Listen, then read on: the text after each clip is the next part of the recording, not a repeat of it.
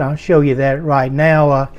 It went further down into southern Arkansas basically and covers just a tiny bit more of northwest Mississippi, but in my opinion it doesn't matter whether you're in that pink-white area, which is the high risk, or the red area, which is a moderate risk. You still just need to be aware that some strong thunderstorms will probably develop this afternoon, and some will go severe in the area, and we certainly have the chance for some of those to contain tornadoes. Now let's look at the radar now.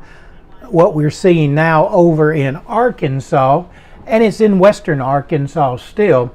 You can see excuse me, just some scattered thunderstorms, and I'll circle those right now in red. They're isolated and scattered thunderstorms, and those little blue boxes around it indicate that the National Weather Service has just issued a special weather statement, meaning they're strong storms right now, but they're not severe at this point in time. Now what we expect as this line gets closer and closer to us, it will enter more unstable air, and we'll start to see some thunderstorms pop out ahead of the line, and then the line will kind of move and form together. By the time probably by the time it reaches the Mississippi River, it's probably going to be a fairly solid line of strong storms. Now that's not really a bad thing as far as tornadoes are concerned, because what we seem to see is these isolated supercells that develop out ahead of a system have the potential to develop into a stronger tornado typically than one that might develop that's in a long solid line, because that entire line is having to share some of the available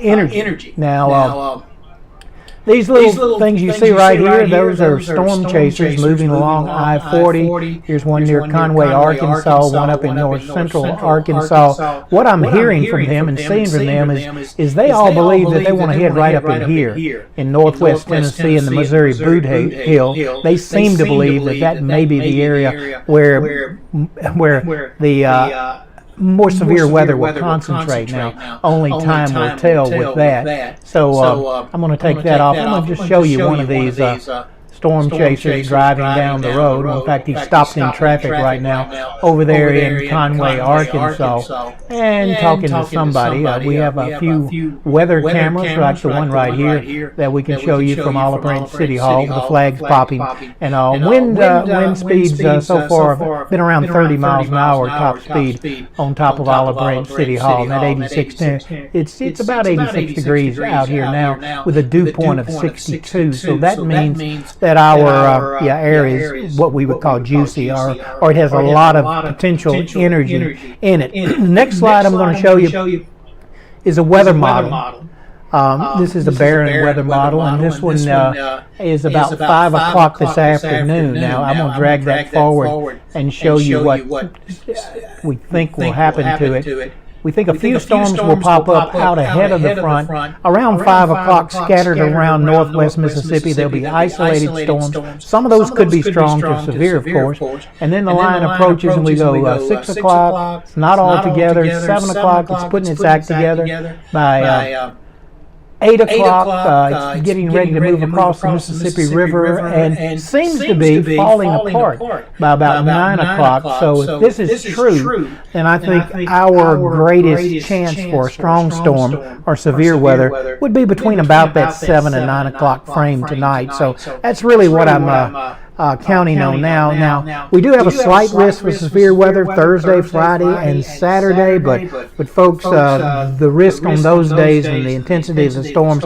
I don't believe are going to be anything compared to what we might receive tonight. If we make it through tonight, I think we're past the real critical issues as far as severe weather and thunderstorms concerned, but we still have that next 4-day period of heavy rainfall from time to time. We're still looking for 7 inches or so of rain, probably right here in DeSoto County, and which if it falls spreads out over 7 days, then that's no, it should be spreads out over that 4 days rather evenly. It won't cause quite the problem that if it just all fell at 1 or 2 times, and you can never tell about that. I expect to do another update probably this afternoon about 4 o'clock, and certainly if we see any discrete supercells developing, I will see that. But just remember, if you're watching me, and I'm sure you are right now, of course, if you pose questions or comments on Facebook,